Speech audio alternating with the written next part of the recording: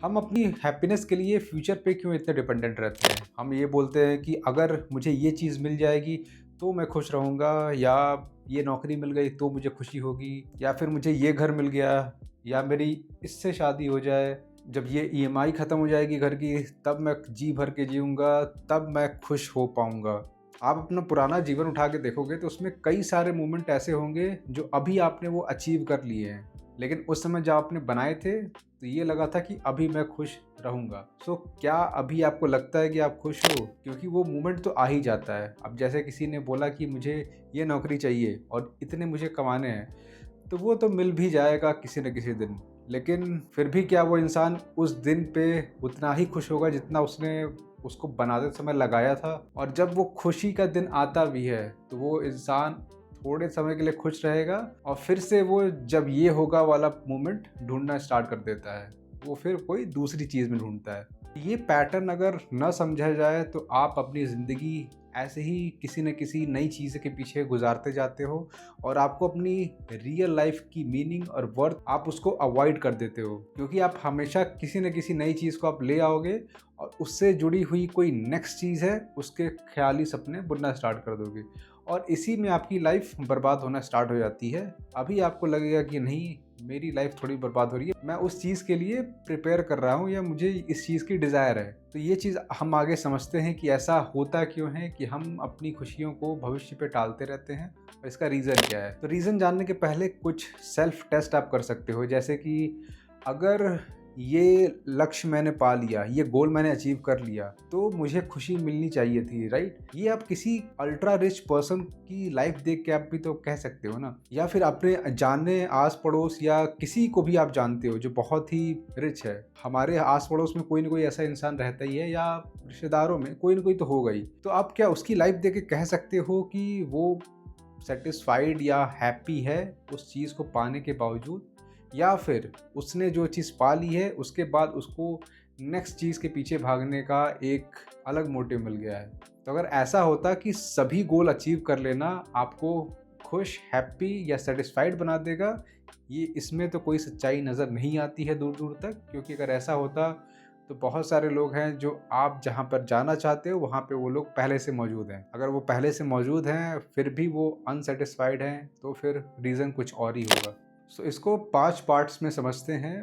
पहला पार्ट है arrival fallacy. Arrival fallacy मतलब कि ये बिलीफ कि इस स्टेज पे पहुंचने के बाद मुझे वो खुशी मिल जाएगी जो मैं अभी चाहता हूँ, और दिमाग ये बार बार मान लेता है कि अभी मैं जहाँ पे हूँ ना, बस मैं यहाँ पहुँच जाऊँ फिर तो ऑल सेट है।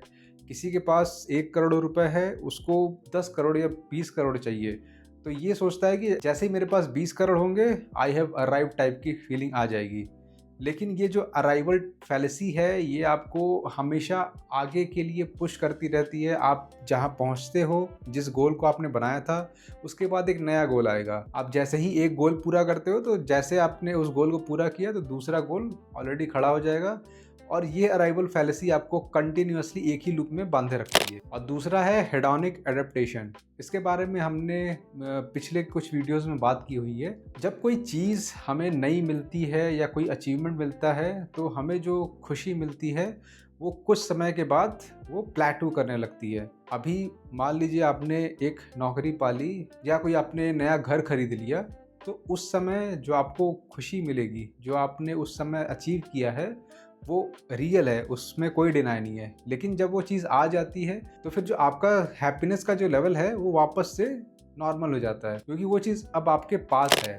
तो जब भी आप कोई चीज़ अचीव कर लेते हो तो जो लेवल ऑफ हैप्पीनेस है वो आपके बेसलाइन में वापस आ जाती है, और जैसे वो वापस आती है तो फिर आप कोई नई चीज़ के पीछे भागना स्टार्ट कर देते हो। और तीसरी है गोल परस्यूट, मतलब कि किसी गोल के पीछे भागना। आप यकीन मानो, लोग जो गोल अचीव करते हैं उसमें उनको उतना प्लेजर नहीं मिलता है। उनको प्लेजर तब मिलता है जब वो गोल की तरफ बढ़ रहे होते हैं। तो गोल की तरफ जाने में जो प्लेजर है उसी को हम बोलते हैं गोल परस्यूट, क्योंकि इससे आपके ब्रेन में एक कांस्टेंट डोपामिन मिलता रहता है कि अभी मैं यहाँ पे हूँ और मुझे वहाँ पहुँचना है। आपके भीतर एक ईगरनेस रहती है, आपके भीतर ये रहता है कि मुझे कुछ मिलने वाला है अगर मैं वहाँ पहुँच जाऊँगा तो इसलिए वो कांस्टेंट प्लेजर मिलता रहता है, मिलता रहता है, जब तक कि आपको वो गोल अचीव ना हो जाए। भले वो गोल 5 साल का हो, तो और उस ब्रेन को अच्छा खासा एक्साइटमेंट मिलता है कि अभी नहीं मिल रहा है ना, लेकिन 5 साल में तो मिल जाएगा। तो ऐसे आप एग्ज़ाम्पल ले सकते हो किसी ट्रैवल में। आप जब किसी डेस्टिनेशन पे आप जाते हो, मान लो कि गोवा आप जाने का प्लान बना रहे हो। अब मैं उम्मीद करता हूँ कि आप बाइक से या कार से आप जा रहे हो, तो आपको गोवा जाने के बीच में जो ट्रैवल होता है वो आपको ज़्यादा एक्साइटिंग लगता है रैदर देन आप गोवा पहुँच गए हो तो फिर, क्योंकि आपने वो मंजिल अचीव कर ली है। तो आपका जैसे ही कोई गोल अचीव हो जाता है तो फिर आगे बढ़ने वाला आपका जो मोटिव रहता है वो भी ख़त्म हो जाता है। इसलिए आप फिर से कोई एक नया गोल स्टार्ट कर देते हो ढूँढना, और उसको अचीव करने के लिए फिर से उसके पीछे पड़ जाते हो। और चौथी चीज़ है ग्रैटिट्यूड। ये बहुत इंपॉर्टेंट फैक्टर है, ये आपके ओवरऑल लाइफ को बहुत ही हेल्दी बनाता है। तो ग्रैटिट्यूड में ये होता है कि आपके पास जो चीज़ है, जो आपने बहुत पहले अचीव कर ली है, लेकिन आपका ध्यान उस पे नहीं जाता है। आपको उससे जो सर्विसेज या कंफर्ट मिलता है, आप उसको नॉर्मल समझ के उसको आप इग्नोर कर देते हो। अगर आप ये सोचो कि आप आज से 5 या 10 साल पहले अगर अभी जो आपको सर्विसेज मिल रही हैं, आप उस समय जाके सोचोगे तो आपको ये लगेगा कि ये चीज़ तो मेरा ड्रीम हो सकता है, भले अभी आपके पास ना हो। तो ये ग्रैटिट्यूड वाली फीलिंग आपको, तो ये ग्रैटिट्यूड आपको फ्यूचर में किसी भी चीज़ के ऊपर डिपेंडेंट होने के लिए आपको पुश नहीं करती है। तो ये ग्रैटिट्यूड आपको प्रेजेंटली आपके पास जो चीज़ है, उसको आपने जो अचीव किया है उसको एक तरह से एड्रेस करने का एक मीडियम सा है। तो ग्रैटिट्यूड आप कैसे कर सकते हो, वो आप या तो बोल के या तो कहीं पे राइट डाउन करके कि I have these things in my life and I am grateful for it. आपके पास रहने को एक घर है, खाने को खाना है, और कुछ सर्विसेज हैं जिनको आप डेली यूज़ करते हो। तो ये चीज़ सबके पास अवेलेबल नहीं है, लेकिन आप जिन लोगों से घिरे हुए हो आप उनको पाते हो कि उनके पास और ज़्यादा अच्छी चीज़ हैं, तो इसलिए वो आपको ग्रैटिट्यूड कहीं दिखता नहीं है। अगर आपको ग्रैटिट्यूड आपको सच में देखना है तो आप ऐसे कंट्रीज़ को देखिए या ऐसे गांव में जाके आप देखिए जहाँ पे ये जो आप स्टैंडर्ड ऑफ लिविंग आपका है, उनका स्टैंडर्ड ऑफ लिविंग बहुत पीछे का है। तो आपको ग्रैटिट्यूड वाली फीलिंग आएगी। या तो आप इसको प्रैक्टिस कर सकते हो, या तो आप इसको किसी मीडियम के थ्रू देख सकते हो, या किसी जगह पे जाके आप ऑब्जर्व कर सकते हो। अब पांचवा पॉइंट है मीनिंग। मीनिंग यानी आप जो चीज़ डिसाइड कर रहे हो उसके पीछे एक्चुअल मीनिंग क्या है। आप ग्लैमर की वजह से या किसी की देखा देखी की वजह से आप उस गोल के पीछे भाग रहे हो, या आपका कोई एक्चुअल मीनिंग भी है उसको परस्यूट करने का। क्योंकि अगर आपकी लाइफ में उस गोल के लिए कोई मीनिंग नहीं है, तो आप जैसे उस गोल को अचीव करोगे तो फिर आपको वही खालीपन लगेगा जो आपने गोल बनाने से पहले रखा था। क्योंकि जो अचीवमेंट है वो अकेले आपको खुशी नहीं देती है, उस अचीवमेंट के पीछे जाने पे आपकी जो मेहनत लगी और उसके पीछे जो आपका मकसद रहा है वो आपको ज़्यादा सेटिस्फैक्शन देता है, रैदर देन कि आप किसी भी रैंडम चीज़ के पीछे भागो बिना ये जाने कि आप चाहते क्यों हो। आप अगर ये सोचते हो कि मुझे इतने करोड़ या बिलियन रुपीस ऐड करने हैं, वो तो आपने बस एक बोरो कॉन्सेप्ट लिया है कि मेरे पास इतना ज़्यादा पैसा हो जाएगा तो ऐसा हो जाएगा। मैं उसकी बात नहीं कर रहा हूँ, वो तो एक नंबर्स है। मैं एक गोल की बात कर रहा हूँ कि आपका कोई एक वर्थ वाइल वर्क होना चाहिए जिसको आप अचीव करना चाहते हो। मनी तो कैसे भी कैसे करके आज नहीं तो कल आपके पास आ ही जाना है। हाँ, इतना ज़्यादा नहीं आएगा जितना आप सोच रहे हो, लेकिन ठीक ठाक अमाउंट आपके पास आ जाएगा आज नहीं तो कल। लेकिन जो आप गोल बना रहे हो वो आपका मीनिंगफुल होना चाहिए। आप इस पे ज़्यादा फोकस करो, नहीं तो आपकी लाइफ आगे चल के हॉलो हो जाएगी, क्योंकि जो भी आप अचीव करोगे उसमें आपको सेटिस्फैक्शन मिलेगा ही नहीं। तो आमतौर पे जो भी आपके अचीवमेंट होते हैं उन पे जो आपको खुशी मिलती है वो वापस से बेस लाइन पे आ जाती है। तो इसका मतलब ये नहीं है कि कोई गोल बनाना बेकार है, इसका मतलब ये समझना है कि जो आप गोल बना रहे हो उसके पीछे कोई वैल्यू मीनिंग होनी चाहिए, क्योंकि meaning is greater than achievement. इसलिए कई बार इंसान जिसके पास जो उसने नौकरी चाहिए थी वो है, जो घर उसने चाहिए था वो है, जो रिलेशनशिप उसने चाहिए थी वो है, फिर भी उसके पास अभी भी अगर ये मिल जाएगा वाली फीलिंग अभी भी, तो भी उसके पास कोई ना कोई चीज़ होगा जिसके पीछे वो इंतज़ार कर रहा हो कि अगर ये मिल जाए तो लाइफ सेट है।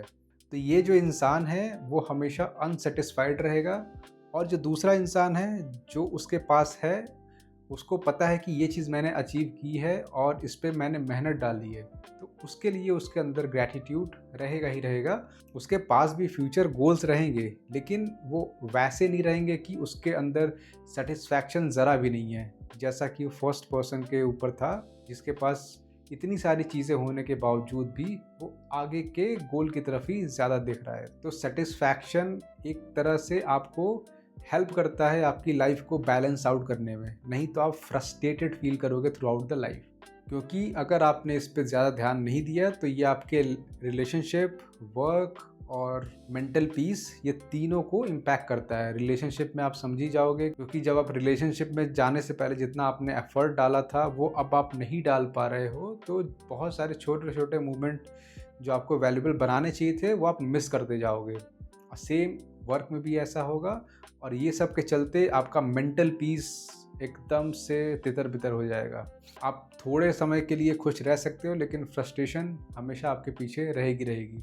तो इसको संभाला कैसे जाए? अगर कोई इंसान इस चीज़ से गुज़र रहा हो, तो इसको संभालने के लिए तो पहला स्टेप यही है कि किसी भी बड़ी चीज़ के पीछे भागते समय आप रुक कर ये देखें कि अभी मेरे पास पहले से अच्छा क्या है जिसको मैं इग्नोर कर रहा हूँ। दूसरा कि आप एक गोल को एक मंजिल की तरह नहीं या एक डेस्टिनेशन की तरह नहीं, आप उसको एक तरह से जर्नी की तरह आप देख सकते हो, जिस पे आपको उस गोल पे पहुंचने पे इंजॉयमेंट नहीं होगी, रैदर देन आप उस जर्नी को ही इंजॉय करोगे। तो वो आप जर्नी को जो इंजॉय करोगे वही एक रियल हैप्पीनेस है, रैदर देन आप उस गोल पे पहुंच के जो आपको खुशी मिल रही है उस पे।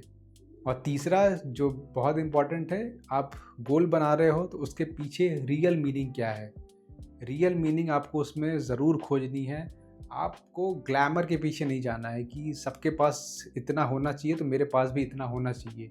ये मीनिंग नहीं है, ये आप किसी की कॉपी कर रहे हो। मीनिंग इन द सेंस कि मुझे ये स्किल अगर मैंने सीख ली या मैंने इस चीज़ को अपने पास पा लिया, तो फिर मेरी लाइफ में क्या वैल्यू एडिशन होगा। तो आप उस मीनिंग के ऊपर काम कर सकते हो। तो यही तीनों स्टेप्स हैं जो आपको फ्यूचर की हैप्पीनेस पे डिपेंड होने पर कंपेल नहीं करेंगे, और इसमें ग्रैटिट्यूड आपकी बहुत हेल्प कर सकता है।